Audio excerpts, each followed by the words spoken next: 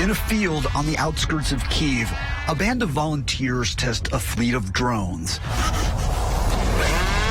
conducting final checks before deploying these eyes in the sky to the front line. This is our magic elves. They know everything. Mostly all of them are civilians and Volunteers? Yeah, volunteers. Oleksiy Savchenko, just back from the fighting and headed there again, leads the drone squad. Now, you're not in the military itself. No, we are civilians, officially.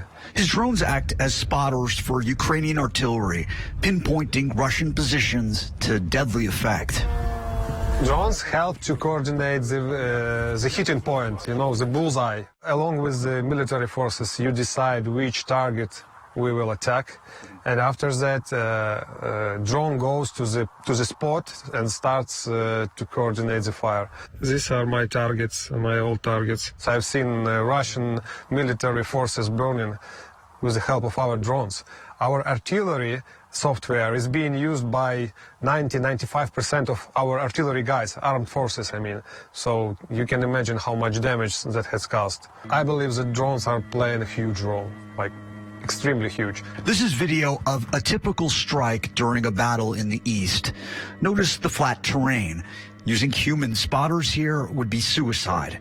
The drones hover above to identify the target and confirm the kill. Mostly we are taking out gathering of the armed vehicles, enemy artillery positions, warehouses with ammunition or fuel. The drone team then communicates back to the artillery fighters to help them recalibrate before firing more rounds. It's a big difference when you are firing your artillery gun and don't know anything where you hit. And when you fire in it and you see an online picture, or somebody from your guys sees an online picture and tells you exactly where you hit. Wherever they set up their base of operations, they try to be stealthy, hiding their drones and themselves from the Russians. Have any of them been injured, killed? No, injured yes, but killed, thanks God, no one. We try to be careful as much as possible. It takes about 15 minutes to set up everything, 15 to 20 minutes. We have drones which have been shot for 6 or 7 times, and they are still flying. Still flying? Yeah. How is that possible? I'm sure they are flying right now while we are talking with you. But how's that possible? They are made of foam wings, and what happens when bullet goes through the foam, it goes like through the butter. If necessity is the mother of invention, this is where the inventing gets done. A secret Kyiv workshop where the drones are built and repaired from parts that cost around $5,000. That's a fraction of the cost of armed military drones like the now famous Turkish Bayraktar or the high-tech suicide Switchblades from the U.S. Unlike those drones, these don't have the capacity to kill, at least not directly. But as the war becomes increasingly defined by artillery-on-artillery battles, the combined effect of spotter drones and big guns is just as deadly. Do things change at all for you now that Ukraine is getting some of the long-range artillery from the U.S.? I think it will make a huge change. What changes?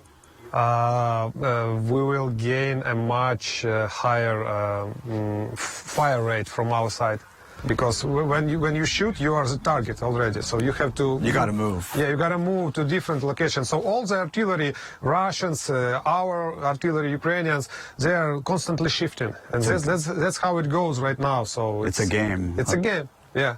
It's a tactical game right now. It's like real war. The Russians also deploy surveillance drones, but Savchenko says his are better, like the difference between a Tesla and a diesel truck. Our drones are electrical, and they have engine drones. They are very loud, and they're bigger. They can fly longer, and they have to operate much higher. When they do it, they are getting shot by Stinger, for example. Our drones can't be hit with a rocket launcher because it doesn't produce this much heat. But the Russians are good, Savchenko says, at jamming the GPS signals his drones need in order to navigate. That and human error has doomed more than a few drones. What's a bad experience that you've had? Yeah, my bad experience was 10 days ago. I crashed the drone. So, yeah, because I didn't react the way I should have. But in the end of the day, looking back to these 2 months, we have done a lot. We have done a lot. And Jason Bellini joins us from Kyiv tonight. Jason, this fight continues to go poorly for Russian troops. They aren't taking any new territory. A top Russian general just narrowly missed an attack in the Donbas. Britain reports up to a quarter of all Russian units in Ukraine aren't combat ready, either because they don't have enough troops or weapons. Is it fair to describe this war right now as a horrific stalemate where Russians just keep attacking civilians and Ukrainians keep defending their territory? Hi, Maritza. Well, that's exactly what it appears to be at the moment. It certainly describes what's happening now in Kharkiv, Ukraine's second largest city. President Zelensky was warning residents just the other day that they really need to hold out there indefinitely, that the relentless Russian bombing is unlikely to end anytime soon. Villages on the outskirts of Kharkiv, where Ukrainian forces are trying to push back against the Russians, but there hasn't been significant movement for either side there. But I have to say, stalemate appears to be the best Ukrainian forces can hope for at this moment. Jason Bellini, great reporting. Please stay safe out there.